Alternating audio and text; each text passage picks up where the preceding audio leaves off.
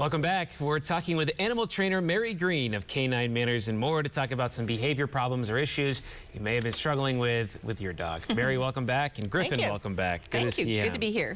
So our first question comes from Alex today, and Alex says that our dog likes to jump uninvited on visitors as soon as they sit down. How can we stop this? I'd say the good thing is at least he's not knocking them down, right? That's true. You know, that could be worse. So don't be afraid to use the leash in the house, right? If the dog is on leash, then he can't be jumping up on people. He can lay politely beside you. And then if it's a little dog and you know, somebody wants to invite them up, then I like that, only on invitation. But don't be afraid to use the leash in the house when people are coming over. Maybe have a mat or a rug that the dog knows that's his spot, and teach kind of a placement behavior. That can really help that. The dog just wants to be petted. Exactly, maybe, you know? exactly.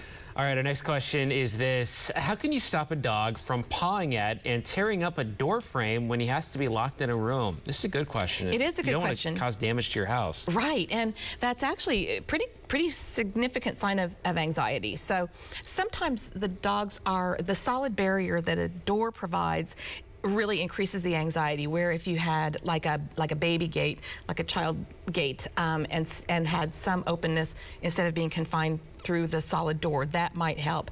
You know, it's a really tough one, and especially it sounds like maybe it's happening when the owners are home, so you may have to do a different type of confinement, but try not to use solid doors, because I think it's just so anxiety provoking. Yeah, baby gate's a good idea. Baby Maybe gates that could help. Yeah.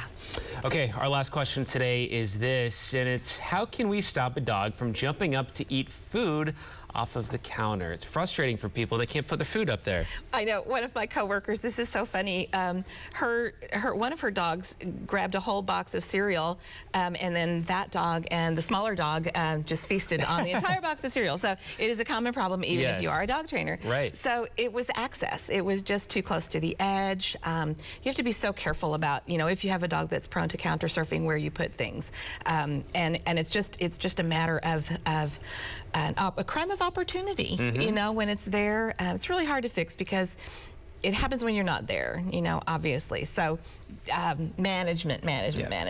Well, and it can be dangerous too, because if they have something they're not supposed to eat and they get it, that can be bad as well. Absolutely. Even if they would get caught on an empty container, you know, that can be tragic.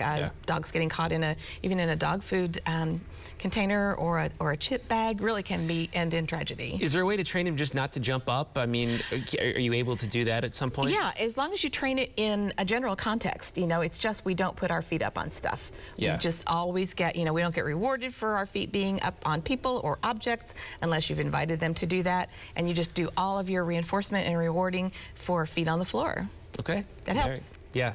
Great tips. Mary, thank you so much. Griffin, he's always perfect, so that's good. It's up for debate. Yeah.